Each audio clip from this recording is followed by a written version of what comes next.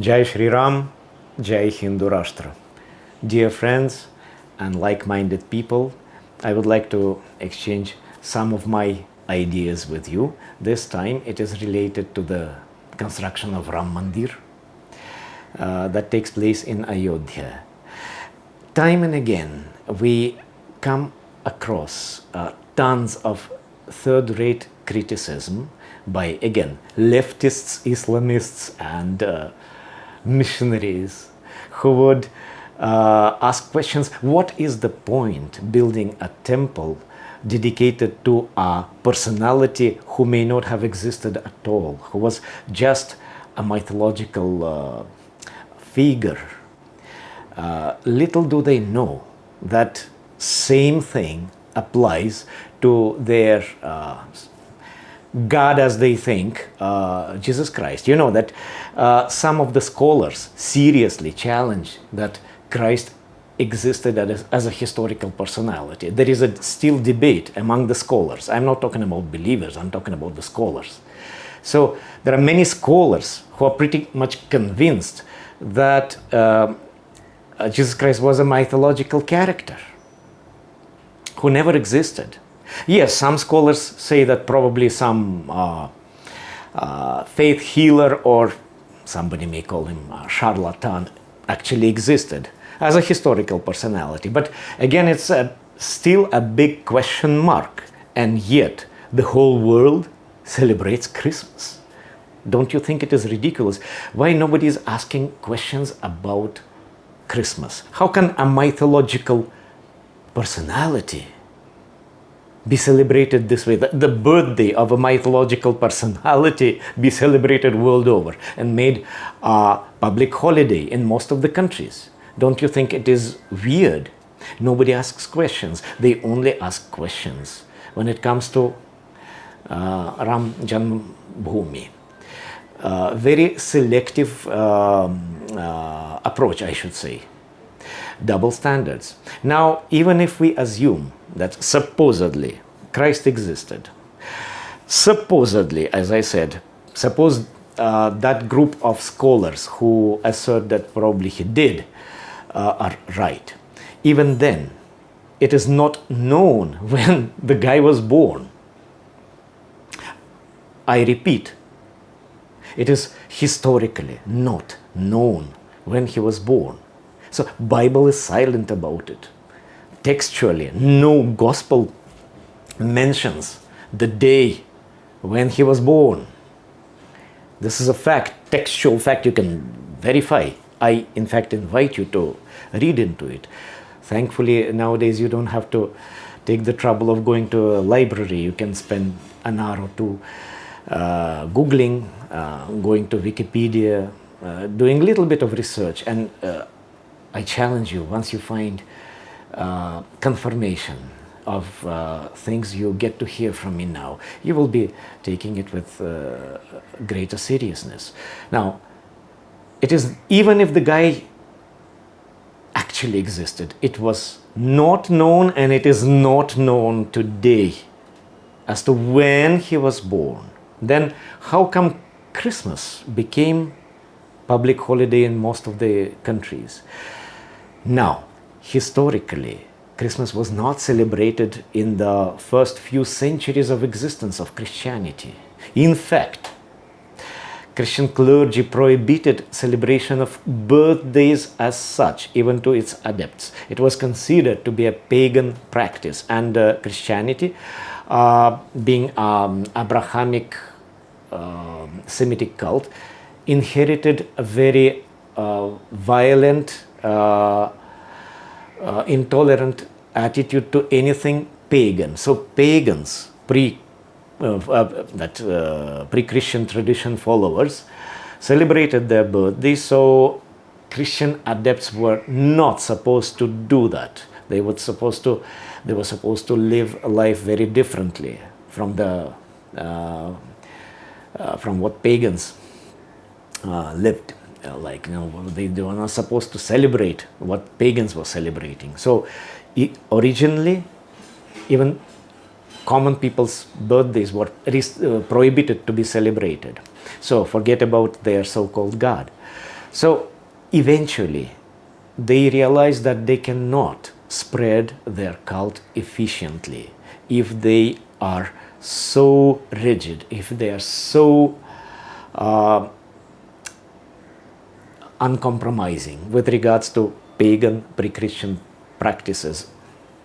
So then the idea of incorporation of birthdays, celebration of birthdays as something practicable, as something allowed came. Then the question would come quite naturally. So when was their main guy born? And this is when the Christian clergy decided to actually plagiarize the pagan festival related to winter solstice. Winter solstice was celebrated all over Roman Empire. They called it Sol Invictus, the invincible sun. It was celebrated in Northern Europe, as Yule. The Yule, that is Y-U-L-E. So this was originally the festival of the winter solstice. In Slavic regions of Europe, it was called Svyatki.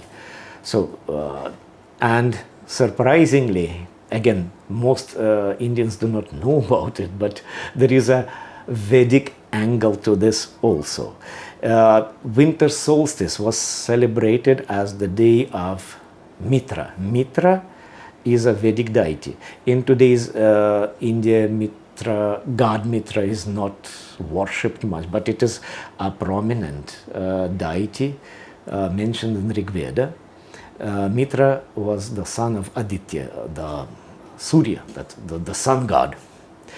And the day when there was the shortest duration of day and the longest duration of night was the day when Mitra, God Mitra, was celebrated.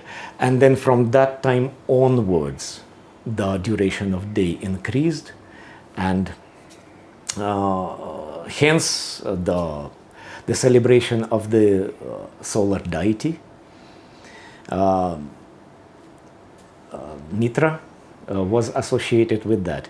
And a Mitraic cult was so prominent all over Roman Empire that there existed even the term Mitraeum, means temple of Mitra. And Mitraeums, archaeologists excavated, to the best of my knowledge, excavated something about 400 Mitraeums, 400 Mitra temples all over the territory of what was once Roman Empire, in the Mediterranean, in all over Europe, even in England. London City, which was called originally Londinium. In the London City, if you Google, you will probably find the excavation site photographs. There was a temple, there was a Mitraeum, a temple where Vedic god Mitra was worshipped in the center of London City. Surprising?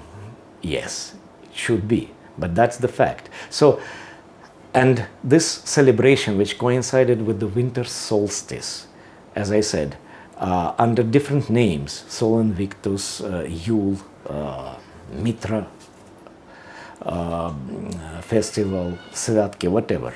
It was so prominent all over Europe and other areas where Roman Empire stretched to, that after seizing power in that empire, so slowly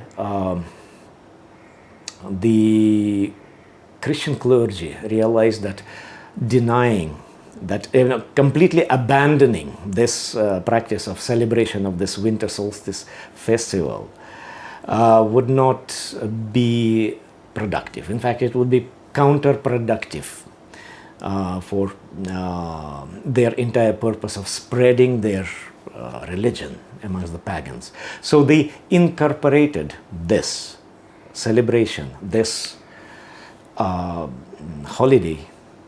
They arbitrarily appointed this as the birthday of their so-called God.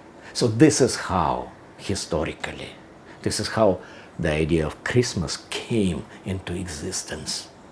So it is historically known for a fact that Christmas was stolen, plagiarized from the pagan tradition. So there is no authenticity of it. It is known for a fact.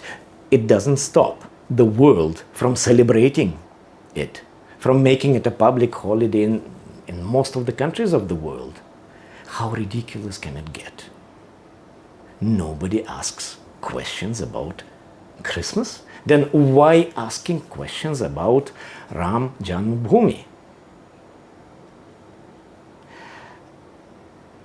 If this is not madness, then I do not know what is.